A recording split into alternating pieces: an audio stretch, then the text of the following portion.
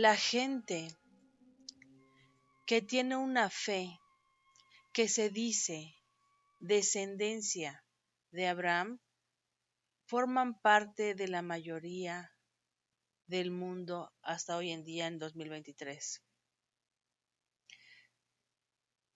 Una casualidad más que ojalá pudiéramos nosotros desmenuzar a fondo para entender por qué en el mundo, en el año 2023, las religiones abrahámicas siguen siendo la mayoría en el mundo, ¿no? Eh, ¿Qué las hace permanecer hasta el día de hoy? ¿Qué las hace multiplicarse tanto? ¿Qué las hace tener tantos adeptos? ¿A qué se debe? ¿Por qué conectan? Eh, ¿Será que realmente Dios influye o esta energía creadora influye? Porque independientemente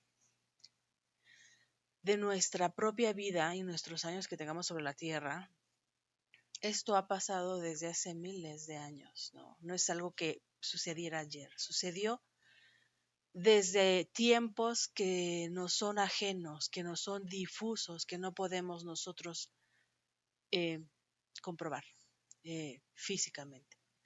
Debemos nosotros confiar en la tradición. Sabemos que muchos de estos libros fueron escritos, eso es lo que nosotros creemos, fueron escritos y resguardados por los pueblos que los mantienen y que los consideran su historia, y una historia sagrada, porque si hubiera sido una historia secular, a lo mejor se hubieran quedado perdidos en la historia. Sin embargo, tuvieron la importancia de ser resguardados porque así se les ordenó por esa inteligencia superior, y los resguardaron con temor, ¿no? Con mucha reverencia y con mucha solemnidad, ¿no?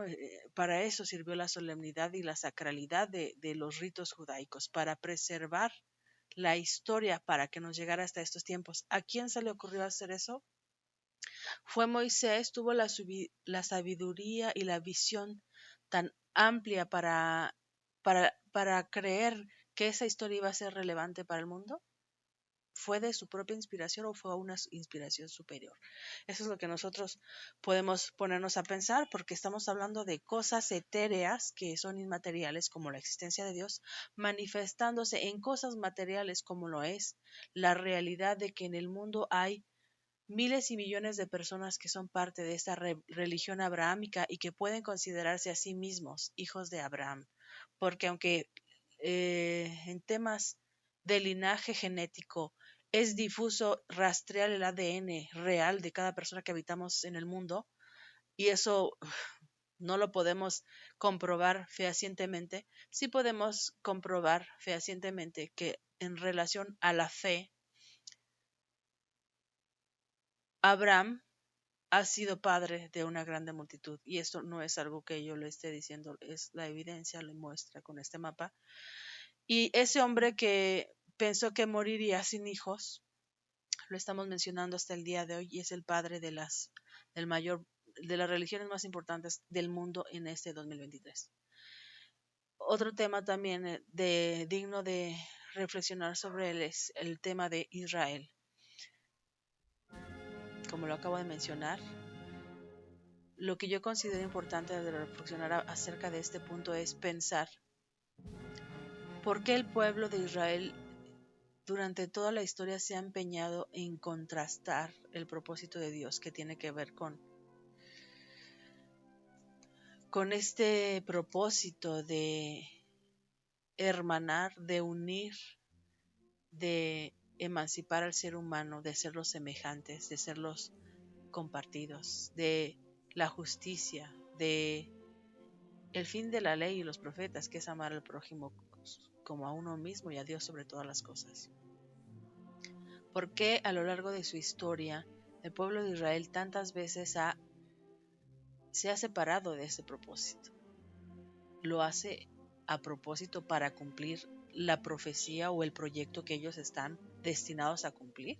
Ellos saben que su trabajo como parte del proyecto es ir en contra de Dios todo el tiempo? ¿Ellos lo saben? ¿O es algo que sin que ellos lo puedan evitar están haciendo? Sin que ellos lo puedan entender. Yo creo que lo que el pueblo de Israel hace es ser ellos mismos.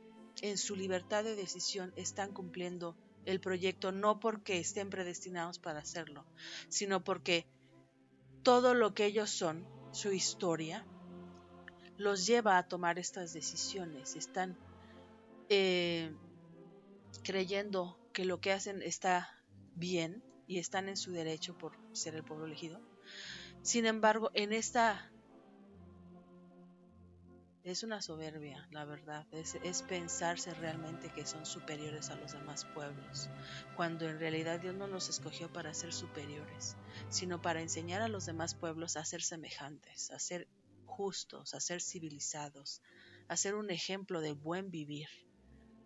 Eso es el objetivo al final de la ley de los profetas, del propósito que Dios tenía para este pueblo cuando lo escogió. O sea, imagínense que para mí la historia bíblica y el proyecto, lo que me hace percibir es a un Dios tratando de educar a los seres humanos, dependiendo de la capacidad de inteligencia y de comprensión que los seres humanos van teniendo a lo largo del tiempo. Como lo dijo el apóstol Pablo, si en la época de Moisés el pueblo de Israel era un niño, en la época de Jesucristo el pueblo de Israel y la humanidad éramos nivel adolescentes, ¿no? Aún en estos tiempos, yo podría comparar la capacidad de entender del hombre de entender a Dios es como el de un adolescente. Yo diría que estamos como en la etapa de la rebeldía, en la etapa de querer demostrar que nuestra sabiduría es mejor que la de nuestros padres, ¿no?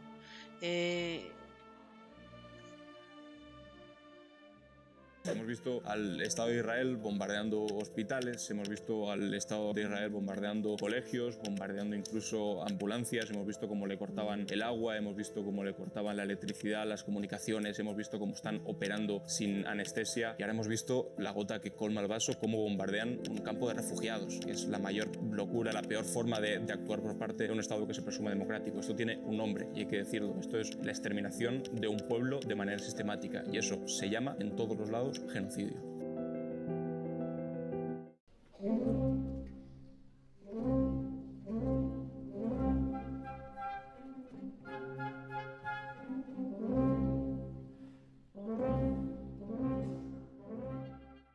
Estos son temas que quedaron escritos en la historia del pueblo de Israel, recordando muy importante que Israel no son los judíos. Israel son los 12 hijos de en aquella época de Jacob, y los judíos solamente son una parte de esos hijos, ¿no?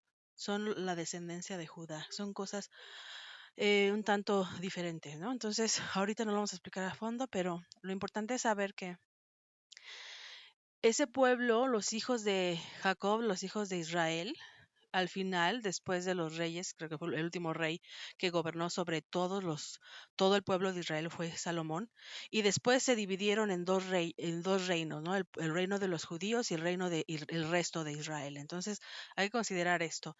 Sin embargo, tenemos nosotros el texto bíblico como histórico, que ellos consideran parte de su historia, y que es la parte que aterriza el proyecto de Dios inmaterial a la tierra, a lo material, a lo palpable, ¿no?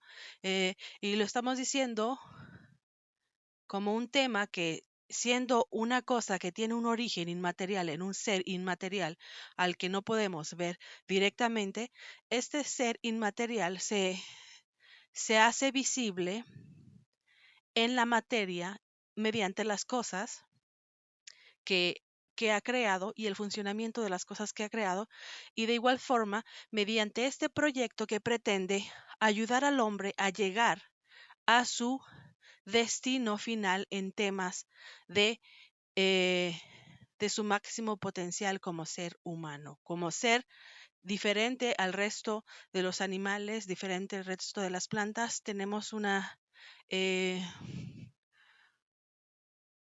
unas características diferentes que nos permiten a nosotros tener una idea de aquello que va más allá del instinto, más allá de lo que podemos experimentar con nuestro cuerpo, con nuestros ojos y con nuestras palmas, ¿no? Entonces, es importante puntualizar eso y seguiremos hablando de este proyecto, comentándoles que, obviamente, en aquella época que platiqué con esta persona Tea, pues no estábamos en la época en la que nos encontramos actualmente con Israel, eh, realizando esta ocupación y este exterminio del pueblo palestino. Estábamos en una época diferente, sin embargo, a pesar de estar hace 20 años, ya existía una historia que daba testimonio de la rebeldía del pueblo de Israel en contra de Dios, desde lo que vemos en lo que cómo se portaron cuando salieron de Egipto, cómo se portaron durante la época de los reyes, cómo se portaron durante la época de que tuvieron que ir tra- trasladados a Babilonia. Todo el tiempo nos muestra cómo el propósito de Dios era contrastado o era luchado. El pueblo de Israel luchaba contra ese propósito y muchas veces hizo que Dios lo soltara, como lo comentaba en el video anterior, dejara de mostrar su beneplácito con ellos, dejara de solaparlos o de apoyarlos en sus caminos, ¿no? Porque ellos no habían querido caminar por el camino que Dios les estaba marcando, que tenía que ver con la justicia, con la hermandad, con... Si nosotros analizamos eh, la escritura y la historia, al final es lo que Dios quería, ¿no? Quería que fuera un ejemplo de buen vivir. Entonces, obviamente, Elder no conocía esta parte de la guerra de hoy en día, pero yo me acuerdo que sí le dije, trae un atlas, vamos a las banderas y ve que esta bandera es real, existe, le enseña la bandera de Israel, y hay gente que dice que esto que está aquí en la Biblia es parte de su historia. Entonces, tan real como es esa gente, es la historia que quedó escrita y le expliqué a él muy puntualmente. Y le dije, recuerdo que se quedó, sí le hizo sentido, ¿no? En la parte cuando yo le dije, mira, que en general eh, los pueblos no suelen guardar con tanto celo su historia como lo hizo este pueblo, ¿no? Y este pueblo yo le dije, no es que aquellos esclavos hebreos que salieron de Egipto tuvieran la inteligencia o la inspiración de pensar que su futuro iba a ser muy importante para el resto de la humanidad y por eso hayan decidido resguardar estos escritos y estos testimonios. Yo le dije, no salió de ese pueblo que salió de Egipto. Ellos eran un pueblo que había vivido como esclavos. Le dije yo a él, recuerdo en aquella ocasión, que esa inspiración, esa idea de resguardar la historia, había venido muy puntualmente de una inspiración que Dios le había dado a Moisés. Y era tan importante que se guardara esa historia que nosotros sabemos que a lo largo del tiempo tenían ellos resguardadas las tablas de la ley en el arca del testimonio, ¿no? Y no solo eso, sabemos que la historia judía, los escritos eran muy valiosos, eran sagrados y por eso se guardaban hasta con la propia vida, ¿no? Con mucho celo, con mucho precaución, con mucha solemnidad. Entonces es algo que da testimonio de cuál era la importancia del pueblo de Israel para guardar su historia, porque creían que esa historia serviría en un futuro para el proyecto que Dios tenía con los seres humanos. Entonces yo le dije a él, tú ponte a pensar por qué guardaban con tanto celo este testimonio.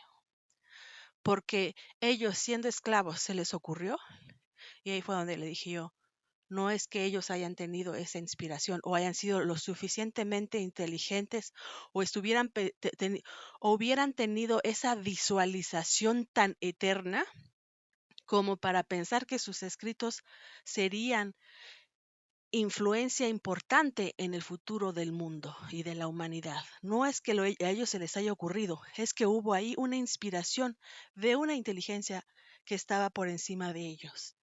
Entonces, esta parte a él se le hizo, pues sí, interesante, ¿no?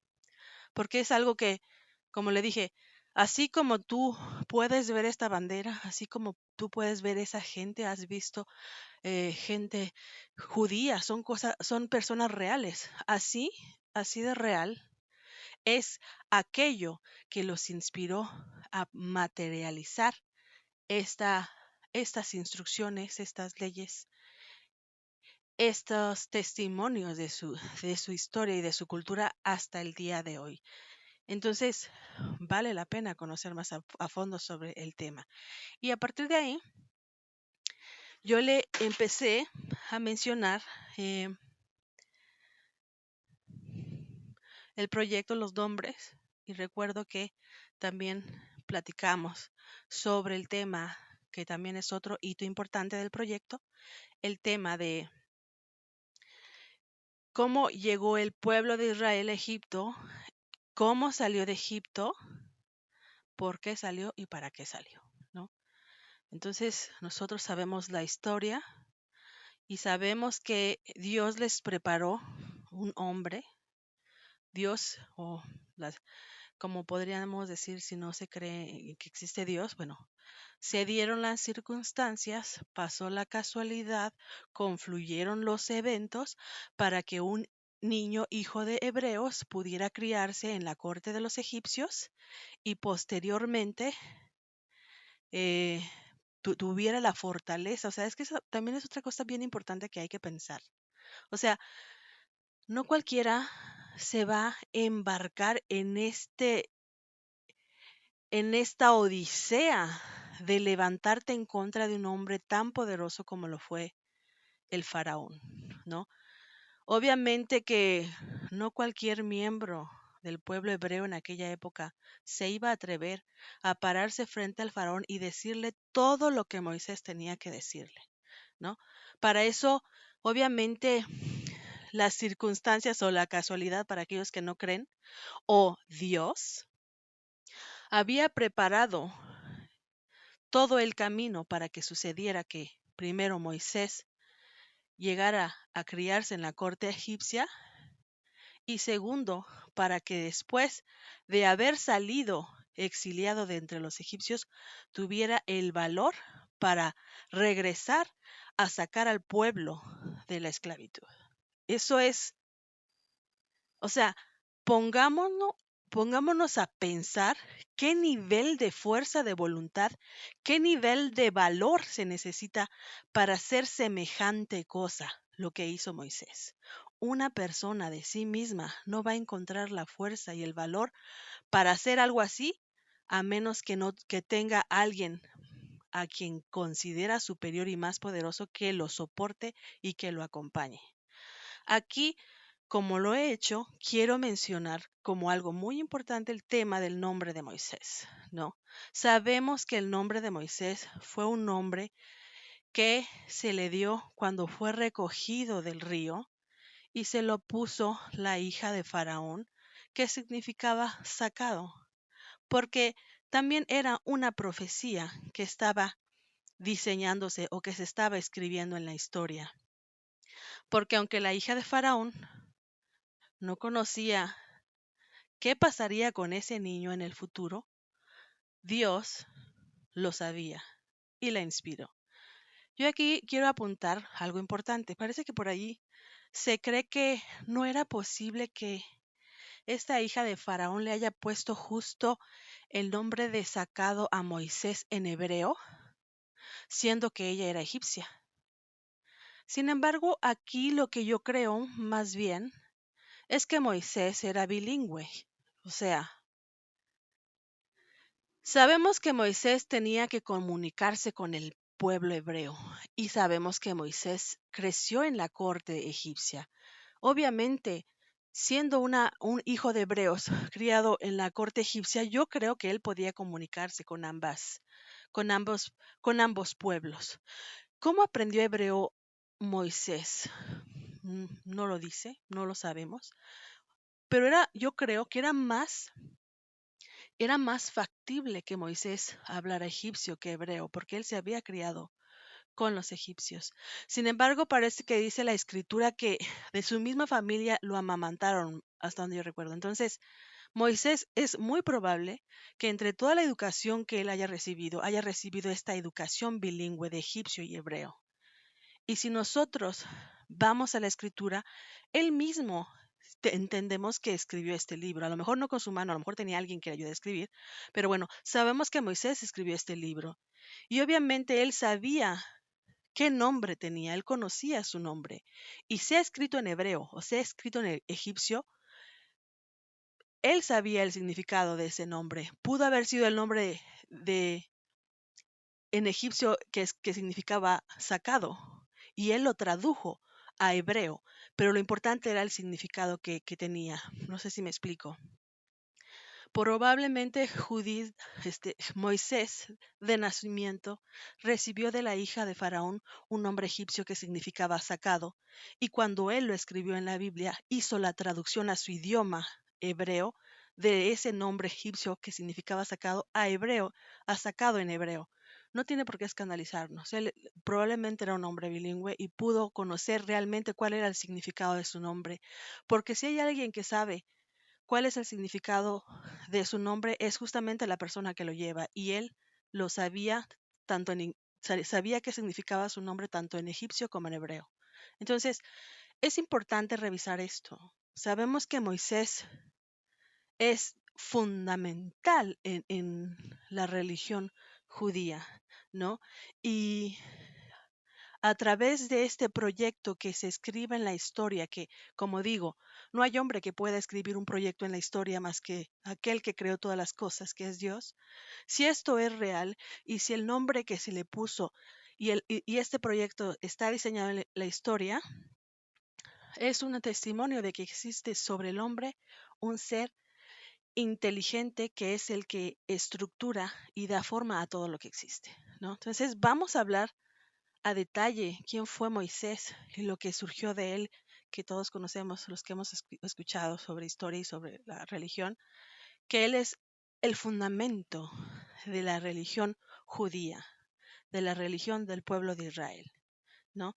Y fue a partir de él que Dios quiso tocar trompeta ante las naciones que existían en aquellos tiempos para decir, he aquí, volteen a ver a este pueblo que sale de Egipto, que yo lo saqué de la esclavitud, de servidumbre y del lugar más humillante que puede tener una nación, esa esclavitud, de ese lugar tan ínfimo, tan menospreciable.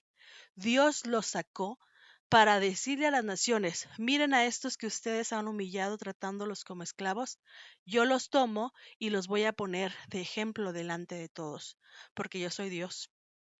Y a lo que ellos hacen, ustedes tienen que respetar. Pero como lo decía en el video anterior, no se les llamó solo para ensalzarlos, porque es bien cómodo una vez que uno tiene esa unción o cuando a uno le dan las credenciales de escogido, es muy fácil ensoberbecerse y perder de vista la razón por la cual somos escogidos. En aquel momento, perder de vista la razón por la cual ese pueblo particular estaba siendo escogidos. No estaba siendo escogido para ser presumido, para sentirse más que los demás, para pensarse digno de privilegios, para humillar a las demás naciones. No. Si ponemos atención en el contenido profundo de lo que Moisés les heredó, lo que él estaba haciendo es enseñarles a ser un pueblo civilizado. Y en la civilización está la grandeza de un pueblo, en su buena manera de vivir entre ellos, en su buena manera de tratar a las demás naciones. Una cosa que yo debo decir que se nos olvida muchas veces es que Dios aceptaba a que los extranjeros vinieran a ser parte del pueblo de Israel, en el sentido que siempre y cuando estuvieran dispuestos a cumplir con la ley de Moisés, ellos eran bien recibidos. ¿Sí me explico? Es importante mencionar esto porque ellos fueron escogidos para ser ejemplo, para ser invitación a las naciones de lo que era y significaba ser un pueblo dirigido por el Espíritu de Dios.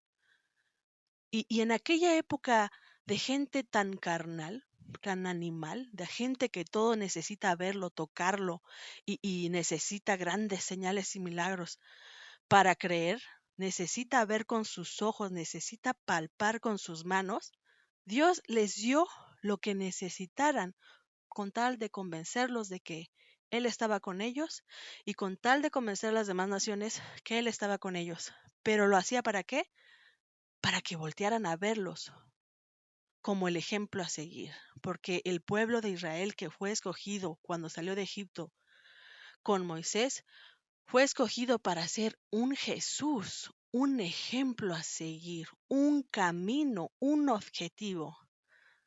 Ellos eran la luz del mundo en aquella época. Eso era el deseo de Dios para ese pueblo, no que se ensoberbecieran, no que humillaran a los demás, no que pisotearan a los demás, al revés, que se comportaran como Cristo se comportaría con las demás naciones, con sus semejantes, ¿no? La justicia, el no portarse mal, el no adulterar, el no robar, el no mentir, todas esas leyes que están contenidas en la ley judaica eran lo principal. Esa ley que ningún otro pueblo tenía era lo que los hacía especiales, lo que los hacía su especial tesoro, lo que los hacía que ellos tenían la enorme responsabilidad, porque en la elección viene una responsabilidad. Imagínense, la responsabilidad de ser ejemplo de bien vivir ante las naciones, no es cualquier cosa. Ahora, si nosotros nada más nos vamos a enfocar con lo que soy bien especial y soy mayor y soy súper guau, pero no vamos a poner atención a la razón que nos hizo especiales, anulamos esa elección, como lo dije en el video anterior. Dejas de ser elegido cuando desechas la causa por la que fuiste elegido. Y si Israel no quiso caminar el camino de Dios, el camino de justicia, el camino de Dios, el camino de amor, el camino de unidad, el camino de empatía, el camino de prosperidad, si Israel no quiso seguir ese camino, no sería elegido más. Dios los soltaría de su elección. Dios dejaría de validarlos. Dios les quitaría sus credenciales. Y lo hizo a través de la historia y lo mencionó y lo denunció a través de sus profetas. Porque este pueblo no me ha escuchado, no ha querido caminar mi camino de justicia, lo suelto. ¿No? Y lo suelto muchas veces. Y cada vez que se empeñan en caminar el camino contrario a de Dios o luchar contra Dios, Dios los deja, los suelta, deja de validarlos. Pierden su elección, pierden sus credenciales, ya no son más un especial tesoro, pierden las promesas, pierden el pacto, ¿no? Y eso es lo que sucedió en la historia, ¿no? Eso es lo que sucedió en la historia.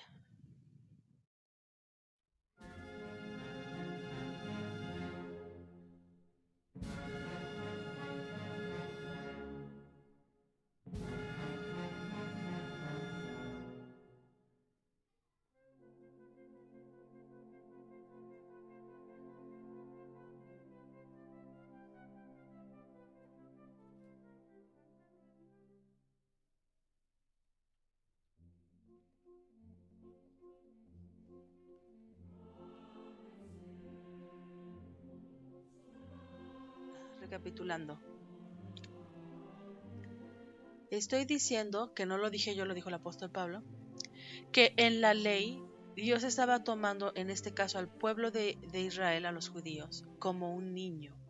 Ese niño había sido sacado de Egipto y había sido educado para ser civilizado y ser ejemplo a las demás naciones. Sin embargo, el niño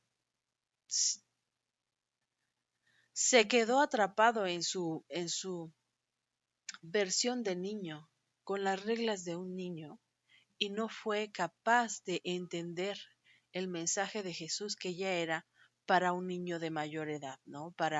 En la época de Jesús estamos como para un niño que ya empieza a entender la razón de ser de sus acciones. Es como, por ejemplo, cuando tenemos hijos y primero los estamos educando antes de darles las indicaciones más difíciles y más amplias y más abstractas, ¿no?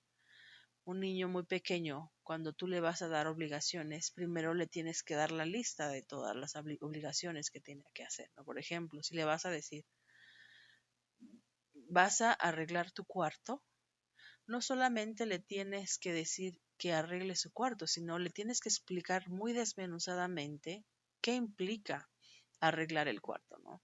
Entonces, en lugar de decirle vas a arreglar tu cuarto, la instrucción que le das es, ven, vas a recoger tus juguetes, vas a sacudir los muebles, vas a tender la cama, vas a barrer y vas a trapear. ¿Cuántas reglas son? Cerca de 6 reglas. Entonces el niño aprende que sus obligaciones son esta lista de seis tareas, ¿no? Pero cuando el niño ya es adolescente, ya no es necesario que tú le digas, hijo, haz la cama, haz sacude, recoge tus cosas y trapea. No. Es suficiente con que le digas, haz tu cuarto. Y como él ya tiene el previo de qué implica hacer su cuarto, ya lo va a realizar. Pero no podemos saltarnos las etapas de aprendizaje y de entendimiento del hombre o del ser humano o del niño cuando está en desarrollo, porque es poco probable que lo haga como nosotros queremos, ¿no? Que llegue al final del objetivo final, que es que su cuarto esté limpio, ¿no? A lo mejor no va a sacudir los muebles o a lo mejor primero va a trapear y luego va a limpiar, no sabemos, ¿no? Pero mi punto aquí es que a través de la ley de Moisés, Dios estaba civilizando a las naciones, no solamente al pueblo de Israel, porque el pueblo de Israel sería el ejemplo para las naciones. Ese era el plan, ese era el pacto. Sin embargo, el pueblo de Israel, como no indica su nombre, no rompió el pacto, ¿no? Rompió el pacto, es lo que se ha dicho, y lo rompió cuando no fue capaz de recibir al Mesías y reconocer que Él era quien venía a darles la libertad, ¿no? A darles la salvación, porque no entendieron lo que implicaba su mensaje, ¿no? Eran un niño y no quiso caminar al siguiente paso de evolución o de civilización. Defendió mejor la idea de su hegemonía sobre los demás pueblos y su divinidad en lugar de entender que esa hegemonía estaba ligada y dependía muy puntualmente de que fueran ejemplo. Si ellos dejaban de ser ejemplo en las naciones, ellos dejarían de ser su especial tesoro, y él lo demostró a través de todas las calamidades que fue sufriendo el pueblo de Israel, dando a entender que Dios no validaba lo que ellos hacían, ¿no? Cuando ellos ya estaban en otros temas, tratando de imitar a las demás naciones, en lugar de ser ejemplo para las naciones, ellos hacían lo que las demás naciones también, que en este caso nosotros debemos entender que la historia ha sido muy violenta. Si nosotros somos poco civilizados en estos tiempos por el instinto de supervivencia, en aquellos tiempos estaba la cosa peor. Al menos ahora vamos avanzando en temas de respeto, de integridad, de inclusión, de igualdad. Al menos tenemos las ideas. En aquella época estaba mucho peor. Entonces sí era necesario que el pueblo de Israel diera ejemplo de la civilización. No lo quiso hacer porque es difícil. ¿Por qué no quiso ser ejemplo el pueblo de Israel a las demás naciones? Porque menospreció la eficacia de las reglas que estaban contenidas dentro de la ley. O sea, de ese mensaje que permanece eternamente en la religión, que tiene que ver con la unidad, con la justicia, con la compasión, con el saber vivir entre seres humanos. Esa parte del mensaje fue menospreciada Y el pueblo de Israel prefirió intentar vivir como vivían los demás pueblos. Un punto muy importante que puedo mencionar aquí, que fue clave, fue el hecho de que ellos, siendo guiados por jueces que estaban guiados por el Espíritu de Dios o por Dios mismo, personas que eran sabias y que en esa sabiduría buscaban el beneficio de la mayoría o de todo el pueblo, ellos, volteando a ver a las demás naciones que tenían reyes, dijeron: yo no quiero jueces, quiero reyes. Entonces, en lugar de ser un ejemplo a las demás naciones que lo correcto es tener jueces sabios que buscan el bien del pueblo en general, quisieron cambiar esa dirección que Dios llama como suya de los jueces por ser igual a las demás naciones y ponerse un rey, siendo que Dios, antes de ponerles el rey, o sea, Dios se molestó cuando lo rechazaron. Es como si, pues es lo que hacemos hoy en día. Preferimos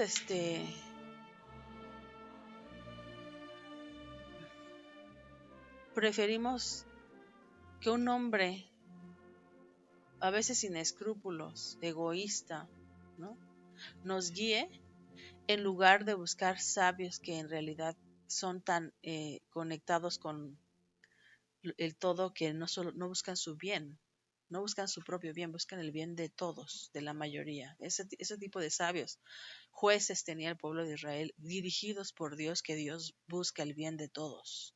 Pero ellos rechazaron eso por pedirse a un rey y Dios se molestó. Porque dijo él: no los están rechazando a ellos, me están rechazando a mí como su guía, como su director. Y eso tiene que ver con por qué preferimos